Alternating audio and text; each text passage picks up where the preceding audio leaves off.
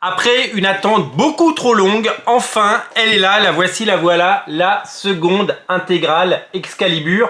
Et oui, la série culte des années 80 et 90 par Chris Claremont et Alan Davis fait l'objet d'une deuxième intégrale, donc à cheval sur les deux années 89 et 90, avec une somptueuse couverture de Alan Davis. Et oui, le légendaire Alan Davis qui nous régale. Alors dans cette deuxième intégrale, on retrouve un contenu assez singulier. D'abord, il y a un one-shot. Qui s'appelle Excalibur Mojo Circus. Il me semblait que ça s'appelait Mojo Mayhem. Voilà, Mojo Mayhem. Et donc là, ça s'appelle Mojo Circus. C'est assez étonnant, vous voyez, Mojo Circus. Mais ça s'appelait Mojo Mayhem à l'époque. Ensuite, c'est parce que ça a été traduit. C'est vrai qu'ils traduisent les couvertures. Il y a quelqu'un chez Panini qui est payé pour traduire les couvertures des intégrales. C'est vraiment un boulot très pointu. Qu'importe, je suis content d'avoir ça. Donc la particularité de Mojo Mayhem, c'est que c'est un one shot dessiné par Monsieur Arthur Adams. Et oui, dans lequel Kitty Pryde et les X-Baby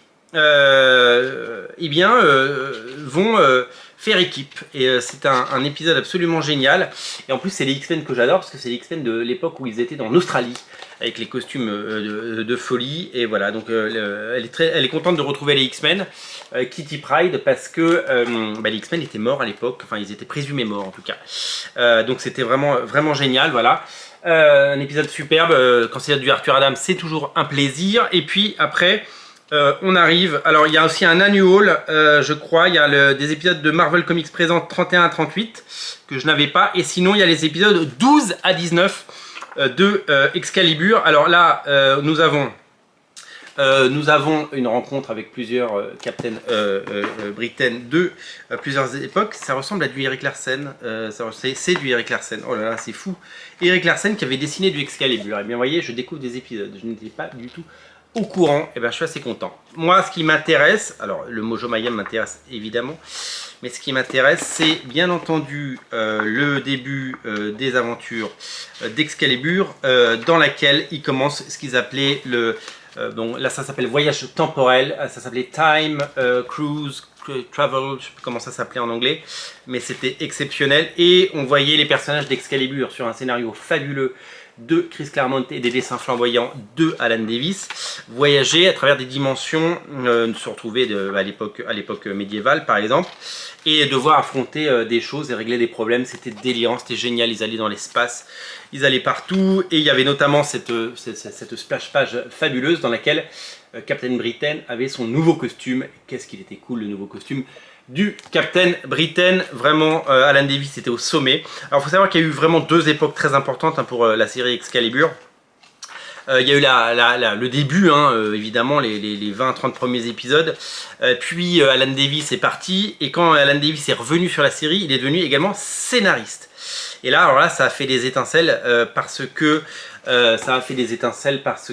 c'était tout simplement fabuleux de le voir revenir en tant que scénariste et dessinateur, et c'était génial. Là, je me souviens de cet épisode fabuleux qui se passe dans l'espace. C'est une sorte de parodie de Warlord of Mars, vous le savez. Je me souviens de ce baiser que j'ai regardé pendant des heures dans les pages de Titan à l'époque, entre Diablo et Megan. C'était tellement sexy, c'était tellement chouette. C'est Megan, c'est bien Megan, je dis pas de bêtises. Je crois que c'est elle. Je sais plus si c'est Megan, je crois que oui. Enfin non, c'était peut-être pas Megan. En tout cas voilà, en tout cas c'était génial, mais c'était sexy, c'était beau, c'était incroyable. Un baiser langoureux. Ah oui, avec à la fin de cet épisode, ils se rendent compte qu'ils n'étaient pas dans une autre dimension, mais qu'ils étaient sur la planète où Charles Xavier était parti avec les Starjammers.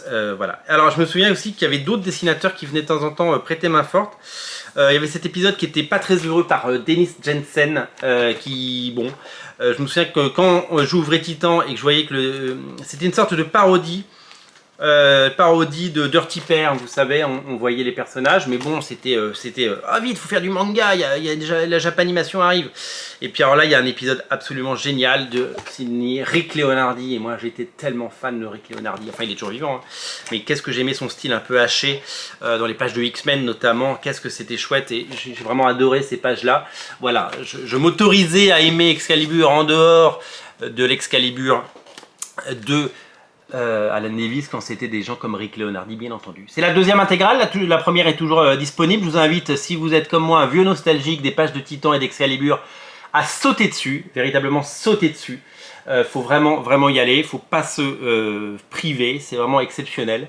Et ben, le port est offert si vous le prenez chez nous, bien entendu, on vous le livre chez vous.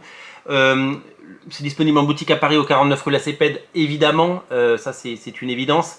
Et puis qu'est-ce que je peux vous dire d'autre, eh bien vous pouvez le prendre en click and collect, voilà. Craquez pour cette intégrale, elle est superbe, c'est vraiment un très bel objet. Salut.